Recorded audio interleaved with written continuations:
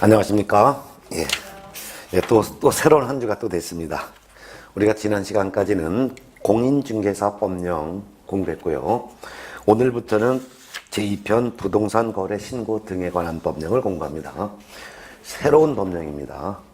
우리가 지난주에 했던 공인중개사법령은 일반인은 적용되지 않아요. 의뢰인도 적용되지 않고 개공 등만 적용되는 거죠. 그런데 부동산 거래 신고 등에 관한 법령은 일반인도 적용되고 개공 등도 적용되고, 그래서 모든 전 국민이 다 적용되는 법령이 바로 부동산 거래 신고 등에 관한 법령입니다. 작년까지는 이 법 이름이 부동산 거래 신고에 관한 법령이었는데 그 등자가 하나 더 들어가서 부동산 거래 신고 등에 관한 법령으로 이제 명칭이 바뀌고, 또 내용도 상당히 많이 이제 개정이 되었습니다. 그래서 혹시 작년에 공부하셨던 분들은 오늘 공부하면서 조금 개정된 내용을 같이 이제 제가 비교해서 설명드릴 테니까 알아두시기 바랍니다. 자, 85페이지, 본래는 이제 83페이지에 있는 건데, 부동산 거래 신고 등에 관한 법령 보겠습니다. 네, 그래서 85페이지지만 85페이지를 바로 이제 보도록 하겠습니다. 85페이지. 부동산 거래 신고 등에 관한 법령에 대한 총칙부터 볼게요. 부동산 거래 신고 등에 관한 법령. 요건 뭐냐면은 부동산 거래 신고를 해야 되는 내용도 있고 등도 있어요. 이 등이라는 것은 두 가지가 있는데, 외국인 등이 토지 취득을 하였을 때 신고를 해야 된다든가, 또는 중요한 토지는 미리 허가를 받아야 된다든가 하는 내용도 적용되고, 또한 작년까지는 부동산 관련 공법 중에서 국토의 계획 및 이용에 관한 법령이 있는데, 그 국토의 계획 및 이용에 관한 법령에 규정되어 있던 토지거래 허가제도, 요것도 역시 부동산 거래 신고 등에 관한 법령으로 이제 편입이 됐습니다. 이쪽에서 총 전체에서 한 4문제 이상이 출제가 되는데, 그 중에서 부동산 거래 신고에 관한 내용, 요거를 전체적으로 한번 보겠습니다. 일단 총칙에서 밑에 보면 1법의 목적이 있는데, 이 부동산 거래 신고 등에 관한 법령을 왜 만들었는지 만든 목적을 한번 보겠습니다. 한번 볼까요? 이 법은 부동산 거래 신고 및 허가에 관한 사항을 정하여 건전하고 투명한 부동산 거래 질서를 확립함으로써 국민 경제 이바지함을 목적으로 한다. 사실 이게 우리나라 말이지만 읽을 때는 다 내용 아는 것 같지만 딱 와닿지는 않을 거예요. 그래서 결국 이 법의 목적은 부동산 거래가 이루어졌으면 실제 거래한 내용을 신고케 하는 거예요. 또한 중요한 부동산을 거래하고자 할 때는 미리 허가를 받아야 된다고 해요. 그래서 중요하지 않은 부동산은 그냥 취득하지만 나중에 취득했다고 신고는 하고, 근데 중요한 부동산을 거래하고자 할 때는 계약하기 전에 미리 허가를 받아야 된다라는 내용을 규정하여 건전하고 투명한 부동산 거래 질서를 확립함으로써 국민경제 이바지를 목적으로 한다. 또한 그 말은 거래 신고하려면 신고필증을 줘요. 신고필증에는 실제 거래한 내용이 기록되어 있는 신고필증을 발급해주고, 신고필증을 등기소에 제출하면 이전 등기해주죠. 그럼 등기부에 실제 거래한 내용이 소유권 이전 등기할 때 그 등기부에 다 기록되죠. 그렇기 때문에 남의 부동산 거래 내용도 제3자가 알 수 있게 한 거예요. 남의 부동산 등기부도 여러분이 직접 띄워볼 수 있죠? 발급받아보고 열람할 수가 있어요. 그렇기 때문에 실제로는 A, B 두 사람이 매매 거래했지만 그 매매 거래한 내용이 등기부에 다 나오기 때문에 남들도 다 남의 부동산 거래 내용을 알게 하는 거예요. 그게 바로 건전하고 투명한 부동산 거래 질서가 확립되는 것이고, 그렇게 함으로써 국민 경제의 이바지함을 목적으로 합니다. 즉 국민이 경제적으로 윤택하도록 하기 위해서 이 법이 만들어졌습니다. 그래서 결국 이 법의 목적 자체를 딱 보게 되면은, 중요하지 않은 부동산은 취득을 해도 좋지만 신고를 하라. 그렇지만 중요한 부동산은 미리 허가를 받아야 된다. 이런 내용을 규정하여, 또한 거래 내용이 등기부에 다 등기케 함으로써 남의 부동산 거래 내용을 남들도 투명하게 알게 함으로써 국민이 경제적으로 윤택하도록 하기 위해서 이 법이 만들어졌다. 그 말이 되겠죠. 그래서 목적을 정했습니다. 결국 거래 내용이 다 등기됨으로써 남들도 남의 부동산 거래 내용을 알 수 있도록, 즉 투명하게 하여 국민 경제에 이바지함을 목적으로 한다. 국민이 경제적으로 윤택하도록 한 것이죠.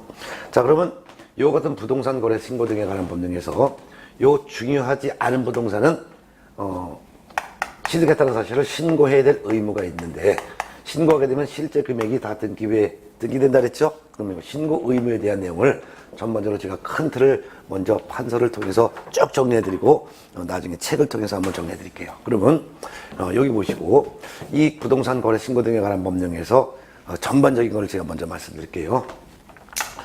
이 부동산이 있습니다. 부동산은 토지와 건축물을 우리는 부동산이라고 합니다. 근데 부동산을 취득할 수 있는 권리도 있죠. 등. 즉 부동산을 취득할 수 있는 권리가 있는데 예를 들면은 아파트라는 장래의 건물을 취득하기 위해서 우리는 분양계약 체결하죠. 그럼 분양계약 체결하면 분양권 취득하죠. 이것이 분양권. 분양권은 아파트라는 부동산을 취득할 수 있는 권리죠. 이것이 분양권이라든가 입주권 요 같은 것들이 바로 부동산을 취득할 수 있는 권리가 되는데, 이것이 토지와 건축물을 부동산이라고 하고, 이러한 부동산을 취득할 수 있는 권리를 입주권, 분양권 등이 있다 이거예요. 요 같은 것들을 합쳐서 우리는 부동산 등이라고 하는데, 부동산 등에 대한 거래가 이루어져요. 이 거래가 이루어졌을 때 이 거래한 내용을, 실제 거래한 내용을 신고해야 될 의무가 있다는 것이죠. 그럼 예를 들면은 이 전국에 있는 토지나 건물 또는 부동산을 취득할 수 있는 입주권, 분양권에 대한 거래가 이루어져요. 이때 거래라는 것은 매매 거래를 말합니다. 매매 거래. 그럼 매매 거래니까 매매 계약이 이루어지죠. 그럼 매매 계약이 이루어졌을 때 매매한 내용을, 매매 계약 내용을 요거를 계약하고서 60일 이내에 신고를 해야 될 의무가 있는 거예요. 이때 신고할 때는 실제 거래 가격 등을 신고해야 됩니다. 따라서 만약 실제 매매한 내용이 5억 원에 매매했다 그러면 5억 원에 매매 계약했습니다. 매도인은 누구고 매수인은 누군데요. 몇 년 몇 월 며칠 날 매매했습니다. 라는 내용을 신고하는 거예요. 신고를 누가 하냐면은 만일 거래 당사자가 직접 거래했다면 A가 매도인이고 B가 매수인인데 매도인과 매수인 둘이 직접 거래했어요. 개공 중개 없이 그냥 지들끼리 직접 계약을 했다 이거예요. 이럴 때는 거래 당사자가 공동으로 신고를 해야 되는 것이고, 만일 개업 공인중개사가 매매계약서를 작성해서 교부를 했다면 이때는 거래 당사자는 신고 의무가 없고 이때는 개공이 신고해야 될 의무가 있는 거죠. 만일 A라는 사람의 부동산을 B라는 사람과 직접 얘가 매도인, 얘가 매수인 직접 매매 거래했다면은 이때는 매도인과 매수인 두 사람이 공동으로 신고해야 될 의무가 있는데, 만일 이와 같은 매매 거래를 매도인 A와 매수인 B 사이에 매매 거래하도록 만일 개업공인중개사 갑이 중개를 하여 개업공인중개사 갑이 매매계약서를 작성 교부했다면 이때는 매도인과 매수인은 신고 의무가 없고 이때는 개업공인중개사 갑이 신고해야 될 의무가 있다 그 말입니다. 자, 그러면 만일 직거래했다면 거래 당사자가 공동으로 신고하고 개업공인중개사가 중개했으면 개업공인중개사가 신고해야 되는데 어떤 내용을 신고해야 되냐? 신고해야 될 내용은 거래 당사자가 직접 거래했을 때는 일단 거래 당사자가 누구인지를 신고해야 되겠죠. 그래서 신고할 때는 부동산 거래 신고서라는 서식이 있어요. 이 부동산 거래 계약 신고서라는 서식에다가 계약 내용을 기재해서 제출해야 되죠. 부동산 거래 계약 신고서에는 부동산 거래 계약을 한 계약 당사자가 누구인지 이 당사자를 신고해야 되겠죠.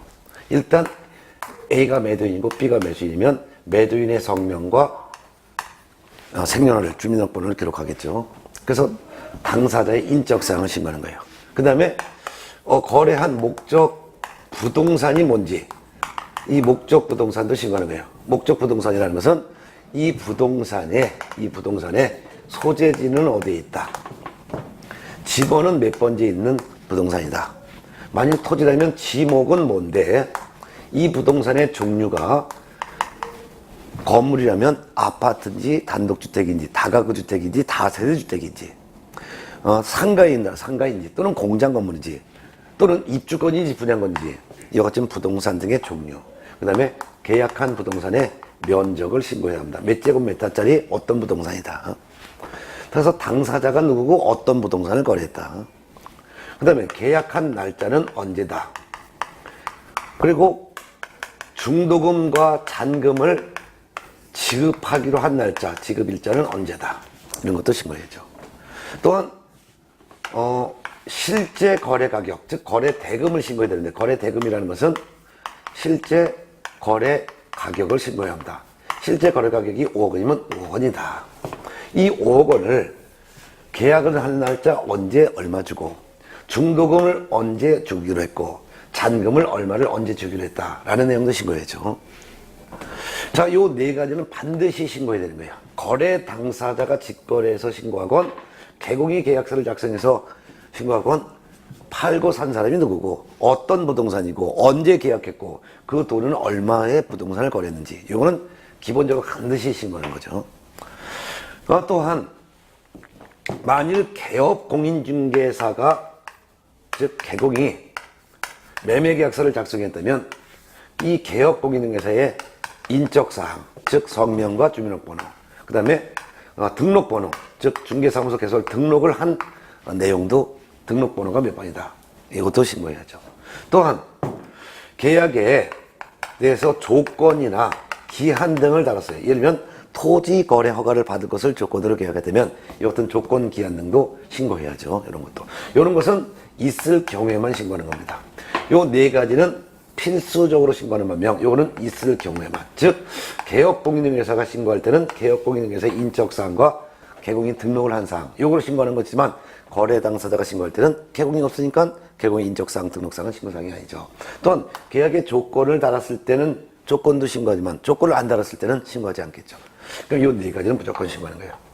그리고 이 부동산이 소지하고 있는 시군구청장한테 신고하는 거죠. 그러니까 만일 이 부동산의 소재지가 서울특별시 서초구 방배동 몇 번지에 있는 주택이다 하면은 서초구청장한테 제출하는 거예요. 그래서 서초구청장 기하 이렇게 계약을 했습니다 라고 부동산 거래계약 신고서를 작성해서 제출하는데, 제출하는 것은 바로 이제 부동산 소재지 시군구청장이니까 서초구청장을 제출하는 거예요. 그러면 부동산 소재지 시군구청장을 우리는 신고관청이라고 부르는 거예요. 예전에는 등록관청이라고 했지만 등록관청이라는 명칭을 신고관청이라고 명치고 바뀌었고, 신고관청에다가 제출하는데, 신고관청은 부동산 소재지 시장, 군수 또는 구청장이 되는 거죠. 만약 이 부동산이 서초구에 있으면 서초구청장이 되는 것이지만, 만약 이 부동산이 구가 설치되어 있지 아니한 시에 있다면, 예를 들면 경기도 화성시 서신면 제부리에 있는 토지라면은 화성시장한테 신고하는 거죠. 화성시에는 구가 없기 때문이죠. 만약 이 부동산이 토지나 건물인데 경기도 연천군에 있다면 연천군수한테 신고한다 이거죠. 자, 이 신고를 하게 되면 신고를 받은 이 신고관청은 신고 내용이 정확한지 이런 것을 확인하죠. 확인한 다음에 확인한 즉시, 신고 내용을 확인한 즉시 부동산 거래계약 신고를 하였음을 증명하는 증명서를 발급해줘요. 그게 바로 부동산 거래계약 신고필증이라고 해요. 이 부동산 거래계약 신고필증이라는 것을 작성해서 신고한 사람에게 제출하는 거예요. 제출하는 거죠. 네. 그럼 이 부동산 거래계약 신고필증에 얘는 요 계약한 내용이 그대로 들어가는 거예요. 요 신고한 내용, 요걸 그대로 기록하는 거예요. 이걸 그대로 기록하는 거예요. 즉 당사자가 누구이다. 이 신고한 계약한 부동산은 어디에 있다. 목적 부동산. 계약일자, 중도금일자, 잔금일자는 언제다. 그 다음에 실제 거래 가격, 즉 거래 대금은 얼마다. 이런 걸 단시 기록하죠. 그리고 만일 개공이 중개했다면 개공은 누가 신고했다. 개공이 누구다. 조건이 있으면 조건은 어떤 조건이다. 라는 것을 다 기록해서 신고를 하였음을, 부동산 거래 계약 신고를 하였음을 마쳤음을 증명합니다 해놓고 이 신고를 받은 신고관청이 서초구청장이니까 서초구청장에 직인을 딱 찍어서 신고필증을 이걸 발급해 주는 거예요. 이 신고필증을 발급받으면은 요거를 제출하면은 소유권 이전 등기를 해줘요. 본래 소유권 이전 등기는 부동산 등기법에서 여러분 배우셨을 거예요. 계약을 원인으로 소유권 이전 등기를 신청할 때는 그 계약서, 매매계약서에 부동산 소재지 시군구청장의 검인 도장을 받아야지만 등기할 수 있다 했었죠.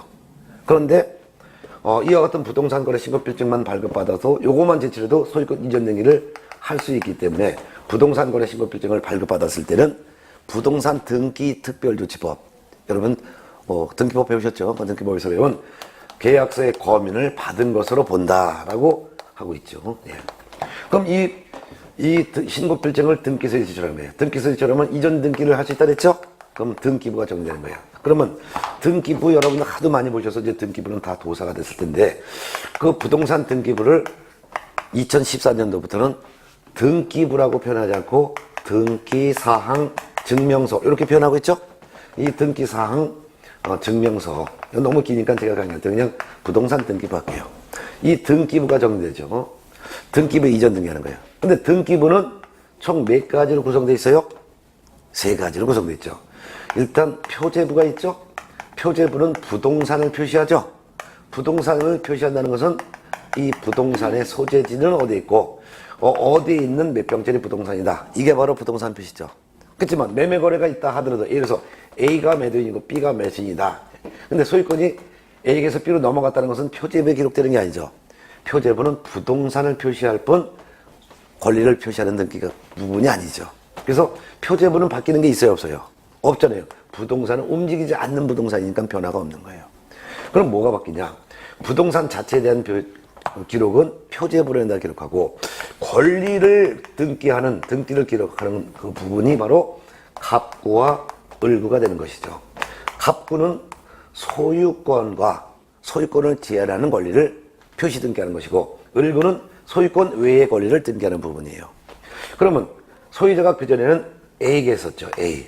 근데 소유자가 B로 바뀌었죠? 그러니까 갑구에다가 이렇게 등기하는 거예요. 그러면 맨 처음에 갑구에 딱 보면 요 등기부 갑구에 보면은 사항란 등기 번호가 있고 특히 등기 순위가 있고 그 다음에 등기 사항란으로 이렇게 나눠져 있죠. 그럼 등기 순위가 1순위였을 때는 뭐였어요? 1순위는 무조건 무슨 등기? 보존 등기. 보존 등기를 우리는 모두 등기라고 하죠. 어머니가 아기를 낳을 때 발부터 나와요? 아기가 머리부터 나와요? 머리부터 나오니까 보존 등기를 모두 등기라고도 표현하는 거죠. 예. 그게 보존 등기하는 거예요. 보존 등기하고 보존 등기한 사람은 이름이 A다. 그리고 보존 등기한 원인은 뭐예요? 보존 등기한 원인은 아니죠. 보존 등기는 없던 건물이 새로 생겼으니까 원시 취득이잖아요. 그렇지만 등기 안 해도 원시 취득은 소유권 취득하지만 보존 등기를 했으면 보존 등기했을 때 원인은 없던 건물이 생겼으니까 신축 이렇게 나오겠죠. 그렇잖아요. 그리고 보존 등기한 일자 이게 딱 1순위로 나오는 거예요. 1순위죠. 1순위가 바로 되는 거예요. 1순위가 이게 바로. 근데 이와 같이 보존 등기했다가 이제 소유자가 2순위로 바뀌었잖아요.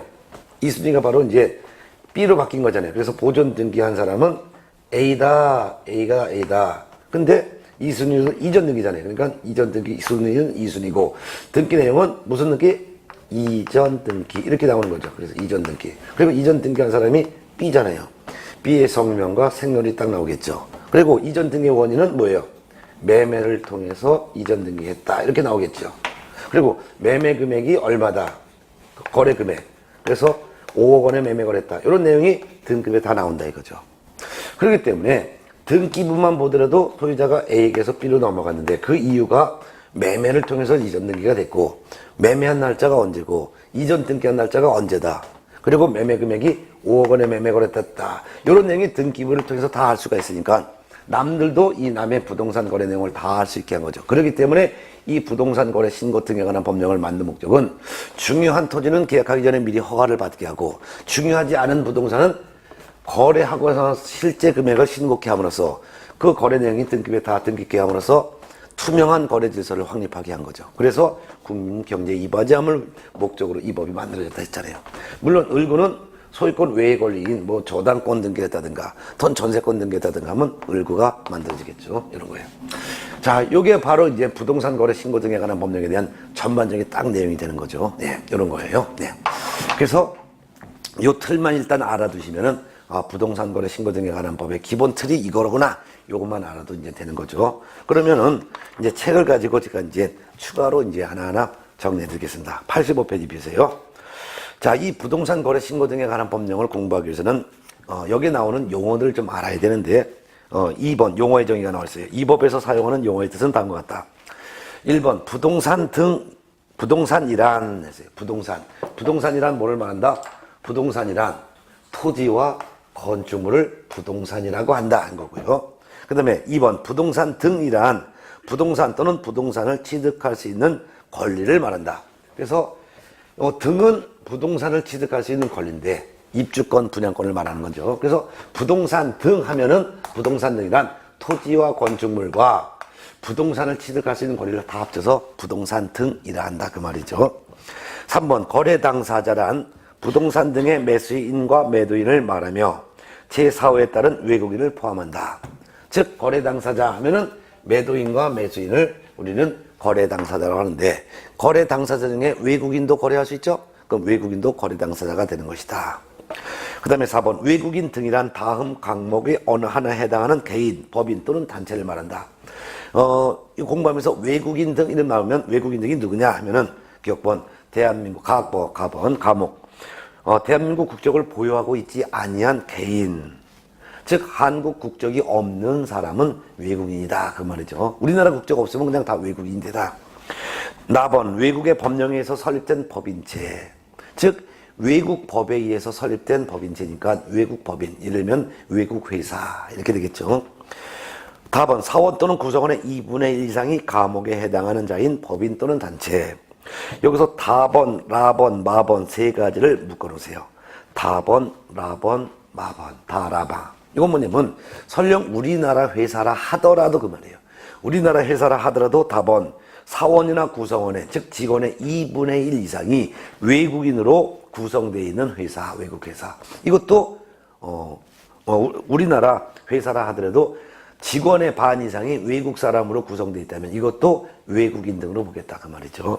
그 다음에 라번 업무를 집행하는 사원이나 이사 등 임원의 2분의 1 이상이 감옥에 해당하는 자인 법인 또는 단체. 그 말은 우리나라 회사라 하더라도 이사, 감사, 즉 임원의 반 이상이 외국인으로 구성되어 있는 그러한 법인체라면 우리나라 회사라 하더라도 외국인 등으로 보겠다 그 말이죠.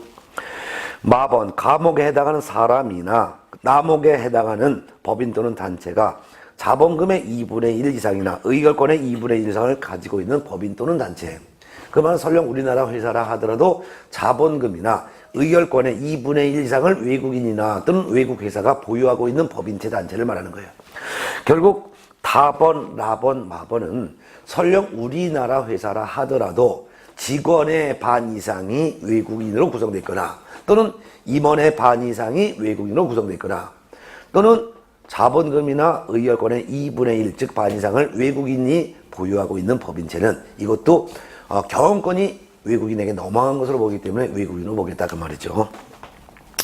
그 다음에 이제 바번 외국 정부. 외국 정부니까 미국, 영국 뭐 이런 데를 말하는 거죠. 그 다음에 4번 대통령령으로 정하는 국제기구, 쉽게 해서 UN이 되게 되겠죠. 자, 이와 같은 사람들도 외국인으로 보겠다 이거예요. 그러면 앞으로 공부하면서 외국인 등에 해당하는 사람이 누구냐면은 일단 대한민국 국적이 없는 사람은 외국인으로 보겠다. 두 번째는 외국 법에서 설립된 법인 단체, 즉 외국 회사는 외국인으로 보겠다. 또한 설령 우리나라 회사라 하더라도 직원이나 이사의 반 이상이 외국인으로 돼 있거나 또는 자본금이나 의결권의 반 이상을 외국인이 갖고 있다면 이것도 외국인으로 보겠다.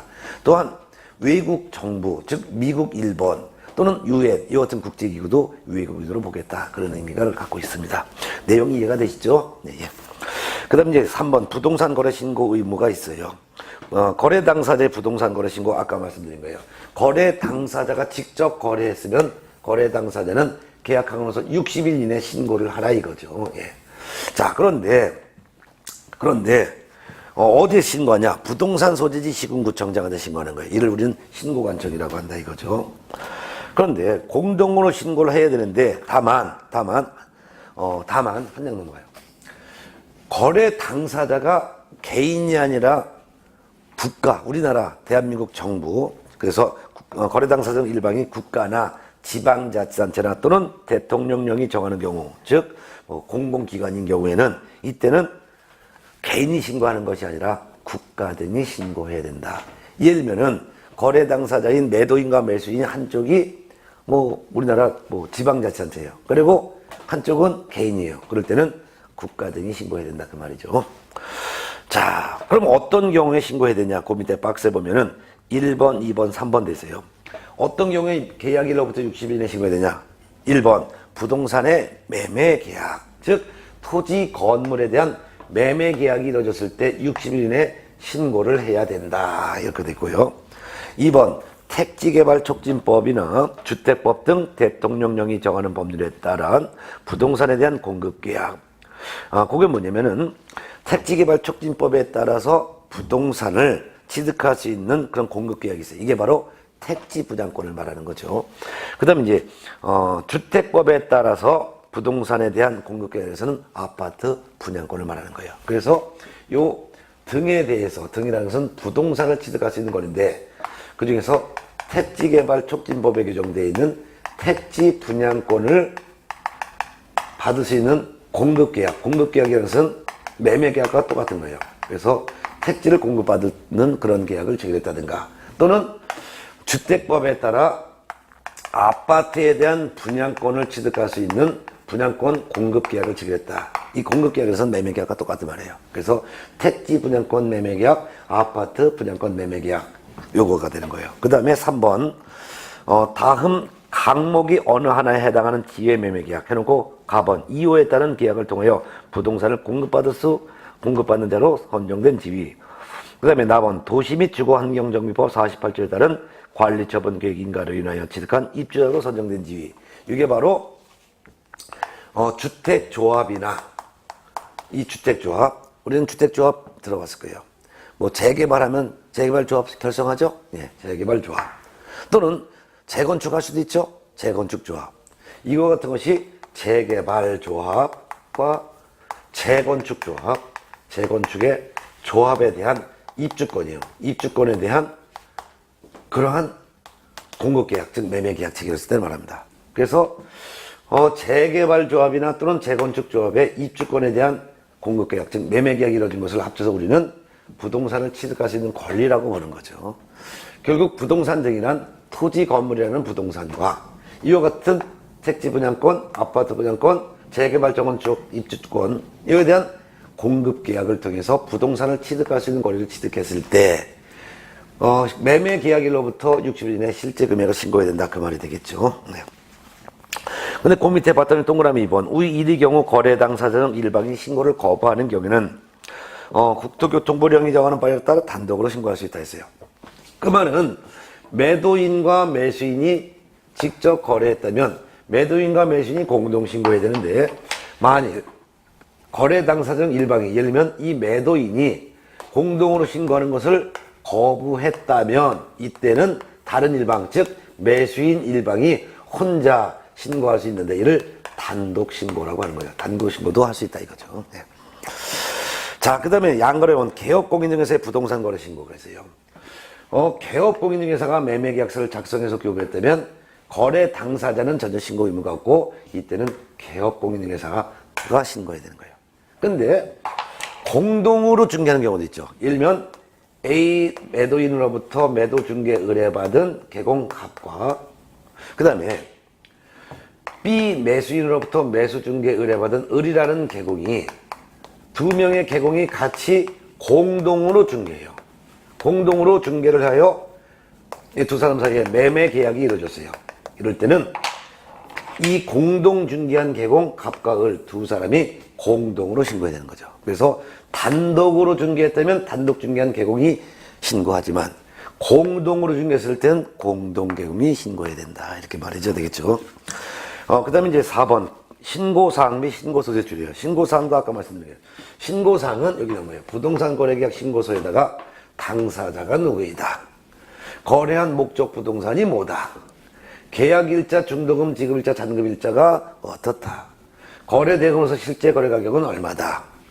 만일 개공이 중개했다면 개공의 인적사항과 등록사항도 추가로 신고하고 계약의 조건이나 기한이 있을 땐 조건기한도 신고한다. 그리고 부동산 소재지가 난 시군구청장한테 신고하는데 이를 신고관청이라고 한다. 그 말이죠. 예. 그 다음에 이제 오른쪽에 2번 부동산 거래계약 신고서의 제출이에요. 그럼 이 부동산 거래계약 신고서를 신고관청에다가 제출하는데, 이 신고관청에 제출하는데 어떻게 제출하냐 이거예요.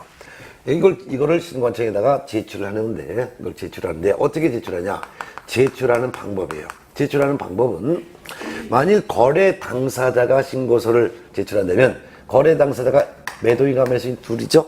그렇지만 이 거래 당사자가 신고를 할 때는 이 거래 당사자가 A가 이름이 뭐고 B의 이름은 뭐다. 서명 또는 날인. 매도인과 매수인 두 사람 다 신고서에 이름 쓰거나 서명 또는 슬래시 날인합니다. 이게 바로 공동신고라는 뜻이에요. 공동신고란 말은 같이 제출하는 뜻이 아니라 이 부동산 거래 신고서에 매도인도 서명 또는 날인, 매수인도 서명 또는 날인, 이게 바로 공동신고라는 거예요. 그리고 이 제출은 그중 한 사람이 1인이 이 신고서를 제출하는 거예요.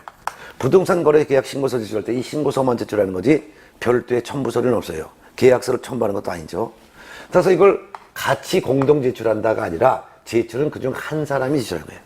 같이 제출한다면 같이 들고 다 찢어지죠. 그래서 공동신고라는 말은 어떤 의미를 갖고 있냐. 공동신고라는 말은 부동산 거래계약 신고서에 매도인과 매수인이 함께 서명 또는 날인한다. 함께 서명 또는 날인하는 게 공동신고라는 뜻이고, 제출은 그중 한 사람이 제출한다. 이때 제출을 신고관청인 부동산 소재지 시군구청장에게 직접 방문해서 제출해도 되지만 그렇지 않고 전자문서 제출도 가능합니다. 전자문서 제출, 것은 인터넷으로 부동산 거래 신고할 수도 있다. 그 말이 되겠습니다. 예. 자, 이게 되는 거예요. 자, 근데 개업공인중개사가 제출한다 할 거예요. 그럼 개업공인중개사가 신고한다면, 만일 갑이라는 개업공인중개사가 신고한다. 그런다면 이때 서명 또는 날인은 개업공인중개사만 하는 거예요. 그러면 이때는 개업공인중개사 신고할 때는 개업공인중개사의 서명 또는 날인 요것만 들어가서 제출하는 거지, 거래 당사자는 신고서에 서명 또는 날인도 하지 않습니다. 요거를 제출할 때 어떻게 제출하냐. 이거 제출은 직접 방문 제출해도 되고 또는 전자문서 제출, 즉 인터넷 제출도 가능한 거죠. 그래서 제출할 때 두 가지를 구분하시기 바랍니다. 거래 당사가 제출할 때 공동신고를 한다. 그 말은 부동산 거래계약 신고서에 매도인과 매수인이 함께 신고서에 서명 또는 날인만 할 뿐, 제출은 그중 한 사람이 방문 제출 또는 인터넷 제출을 선택할 수 있다. 그렇지만 개업공인중개사가 매매계약서를 작성해서 교부했을 때는 개업공인중개사만 부동산 거래계약 신고서에 서명 또는 날인 둘 중에 하나 하고 개공이 방문 제출하거나 또는 인터넷 제출한다. 이렇게 하면 되겠죠. 네. 자, 그 다음에 이제 양가로 3번 신고관청의 조치를 보겠습니다. 자, 신고 내용을 조사합니다. 이 부동산 거래계약 신고서를 제출받은 이 신고관청은 신고 내용을 조사 확인하죠. 확인해봤더니 신고 내용이 누락되어 있거나 또는 정확하지 아니하다고 인정하는 때는 신고 내용을 보완할 것을 명령할 수도 있고, 또한 거래계약서인 매매계약서를 제출할 것을 요청할 수도 있고, 또는 거래대금을 지급하였음을 증명할 수 있는 자료를 제출할 것을 명령할 수도 있습니다. 예를 들면은 부동산 거래 신고서를 딱 제출했는데 보니까 신고관청은 내용이 좀 빠졌어요. 그럼 어떤 내용이 빠졌으니까, 예를 들면 부동산의 소재지 지번은 기록되어 있는데 면적이 빠졌다든가 하면은, 면적이 빠졌으니까 면적을 보완하세요, 신고하세요, 이렇게 보완 명령할 수도 있고, 또한 이 부동산에 대해서 소재지 이렇게 했고 면적은 있는데 이 부동산의 구체적인 내용이 없고, 또한 금액도 뭐 정확하지 않아요. 거래 금액은 5억인데 계약일자에 계약금을 5천만 원 준대, 중도금 날짜에 2억 준대, 그리고 잔금 날짜에 1억 준대. 그러면 맞지가 않아. 전체 합치면 계약금, 중도금, 잔금 합쳐서 5억이 되는데 계약금 5천만 원, 중도금 2억, 잔금 1억 합치면 3억 5천밖에 안 되잖아요. 그러면 계약 내용이 정확하지 않아. 그러면 계약서를 갖고 와봐라. 니들이 계약했으면 매매계약서가 있지 않냐. 이 매매계약서를 갖고 와봐라. 이렇게 요구할 수도 있어요. 또는 매도인의 나이가 50이야. 근데 매수인은 지금 15살이야. 15살짜리 미성년자도 부동산 매매 거래 할 수 있어요. 그런데 이 15세인 미성년자인 15살짜리가 5억짜리 부동산을 매수했다는 것이 믿겨지지 않아. 무슨 이제 중학생이 무슨 돈이 있어서 5억짜리 부동산을 구입했냐. 믿겨지지 않다 이거야. 이거 아무래도 매매가 아니라 A가 B에게 그냥 증여한 것처럼 보여줘. 근데 증여하게 되면요, 증여세가 워낙 많아요. 그러니까 증여세가 워낙 많으니까 한 30% 증여세가 나올 거예요. 그러면 5억짜리를 증여하면 공짜로 주면 최소한도 한 1억 5천 가까이 증여세가 나오지. 그뿐만 아니라 취득세를 또 내야 되는 거야. 그러니까 이게 증여인데도 불구하고 매매인 것처럼 매매 계약서를 가짜로 작성해서 신고한 것처럼 보여지더라 이거예요. 그럴 때는 진짜 매수인 미성년자가 매수인이 매도인에게 5억이라는 대금을 진짜 지급하였다는 것을 입증할 수 있는 서류 갖고 와봐라. 예를 들면은 돈을 통장으로 입금시켰으면 입금표 갖고 와봐라. 또는 이 돈을 5억 원을 지급하기 위해서 이 출처를 대라. 뭐 적금을 깼는지 뭐 근거를 대라 이런 자료를 제출할 것을 명령할 수도 있다 이거죠. 예. 자, 근데 이런 이행을 다 했으면 그 동그라미 2번 신고필증 발급봅니다. 신고를 받은 신고관청은 신고 내용을 확인한 즉시 그 신고필증을 발급을 해야 되는 거죠. 지체 없이 발급해야 됩니다.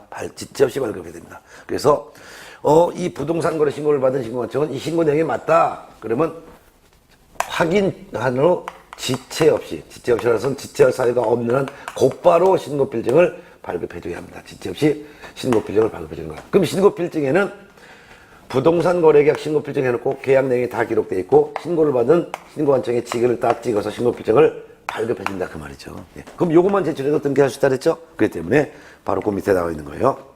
그래서 부동산 등의 매수인은 신고인이 신고필증을 발급받은 때에는 부동산 등기 특별조치법에 따른 검열을 받은 것으로 본다 그 말이 되는 거죠. 그 다음에 4번 부동산 거래 신고 후에 추가 조치사항이라는 게 있어요. 자, 부동산 거래 신고요. 신고필증 받았죠. 신고필증 제출하면 등기할 수 있죠. 그런데 문제는 양가로 1번 부동산 거래계약 해제 등의 신고라는 게 있어요. 그건 무슨 말이냐면 매매계약 체결했어요. 그래서 부동산 거래 신고를 60일 내 신고관청에 했어요. 신고필증 줬어요. 요거 제출하면 등기할 수 있어요. 그런데 요 매매 내용이 이 매매계약이 무효 취소 해제가 됐어요. 이 계약이 무효가 되거나 취소가 되거나 해제됐다 이거예요. 이 계약이 없던 일이 됐다 이거예요. 그러면 이미 부동산 거래 신고를 했는데 그런 경우에는 부동산 거래 신고한 거래 당사자나 또는 개공은 제가 예전에 부동산 거래 신고했잖아요. 근데 이 매매 계약이 파토났어요. 즉 무효가 됐어요. 취소가 됐어요. 해제가 됐어요. 라는 신고를 신고관청에 또 할 수 있다 이거예요. 그럼 어떤 경우에 매매 계약이 무효가 돼요? 여러분 민법에서 배웠잖아요. 매매 계약이 어떤 경우는 무효가 된다 했어요? 일단 비진의 의사표시는 효력이 있어요 없어요? 있어요. 유효. 통정허위 표시는 효력이 있어요 없어요?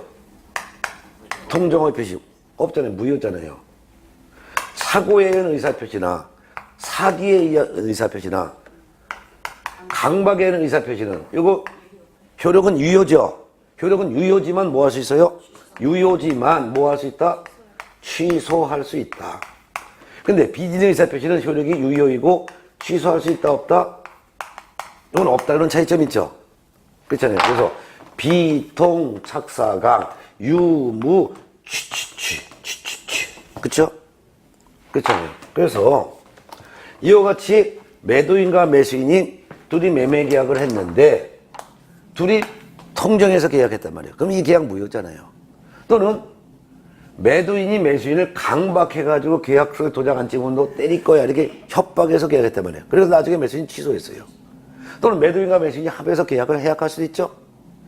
그러면 이 계약이 없던 일이 됐으니까 신고한 거래 당사자나 또는 신고한 사람이 개공이면 개공이 신고관청에다 이 계약 무효가 됐다, 취소가 됐다, 해제가 됐다라는 별도의 신고를 할 수가 있는데 이를 부동산 거래계약 해제 등 신고라고 하는 거예요.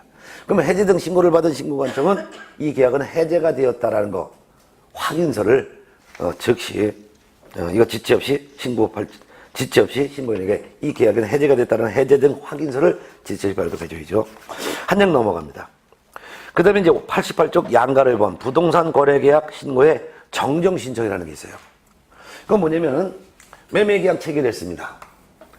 매매계약하고 60일 내 부동산 거래 신고했어요. 부동산 거래계약 신고서를 작성해서 제출했다 이거야. 그래서 신고 필증을 받았어요. 근데 문제는 이 부동산 거래계약 신고서를 제출할 때 계약 내용을 기록해야죠.